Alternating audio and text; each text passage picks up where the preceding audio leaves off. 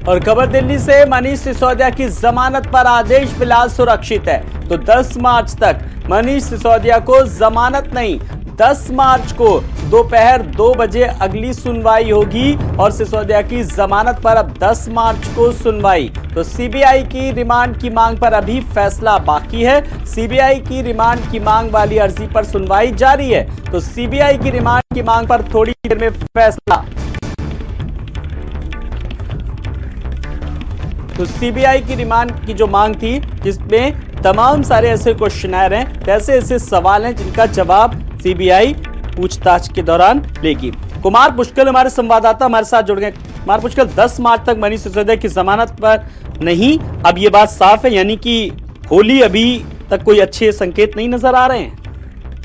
बिल्कुल आलोक, लेकिन सबसे बड़ी खबर है कि मनीष सिसोदिया की जो सीबीआई रिमांड है वो 2 दिनों के लिए बढ़ा दी गई है। अब सोमवार को सीबीआई कोर्ट में अगली सुनवाई होगी, लेकिन उसके पहले जो जमानत अर्जी थी मनीष सिसोदिया की, उसको जो स्पेशल जज है एनके नागपाल ने 10 मार्च को सुनने के लिए कहा है। 2 बजे दिन में उस पर सुनवाई होगी बेल अर्जी को लेकर। लेकिन सबसे बड़ा सवाल कि 2 दिनों तक फिर सीबीआई रिमांड पर चले गए मनीष सिसोदिया। लेकिन जब जब जब कोर्ट का फैसला आया तो उन्होंने मनीष सिसोदिया ने कहा कि मेरा सीबीआई मानसिक रूप से उत्पीड़न कर रही है, एक ही सवाल बार बार कर रही है, वो बार बार जवाब देते देते परेशान हो गए हैं। तो कहीं ना कहीं एक तरह से मानसिक उत्पीड़न का आरोप मनीष सिसोदिया ने सीबीआई पर लगाया है। कुमार पुष्कल, बड़ी बात यह कि मनीष सिसोदिया भले कहें कि एक ही सवाल को बार बार पूछ रहे हैं, लेकिन कुछ सवाल हैं, कुछ डाउट्स हैं जिनको क्लियर तो करेंगी ये, चाहे सीबीआई हो, चाहे आई हो, चाहे अन्य जांच एजेंसियां हो।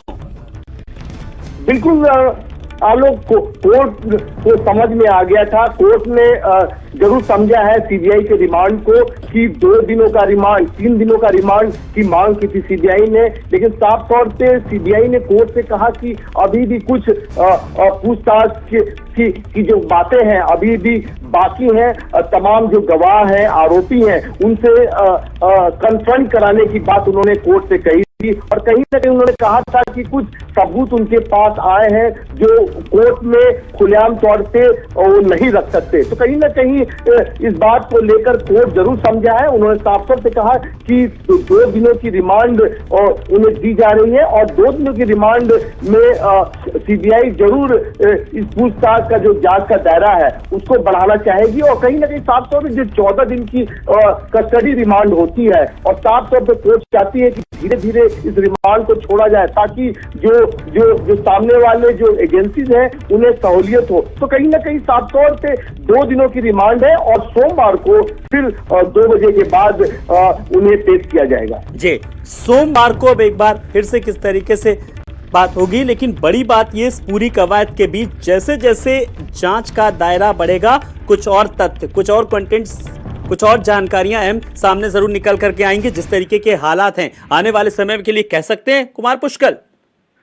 बिल्कुल आलोक, जिस तरह से जांच का दायरा बढ़ा है सीबीआई का, जिस तरह से पूछताछ हो रही है और जिस तरह से अब तक 10 आरोपियों को गिरफ्तार किया जा चुका है सीबीआई की तरफ से, तो साफ तौर पे ये कहा जाए कि जो गवाह है, सरकारी गवाह है और जो आरोपी है, उनसे जो डॉक्यूमेंट्स हासिल किए गए हैं उसकी जांच होगी मनीष सिसोदिया के सामने। और लगातार जो गवाह बने हैं और जो आरोपी हैं उनको कन्फ्रंट कराया जाएगा, आमने सामने बैठाया जाएगा और बातें सड़क पर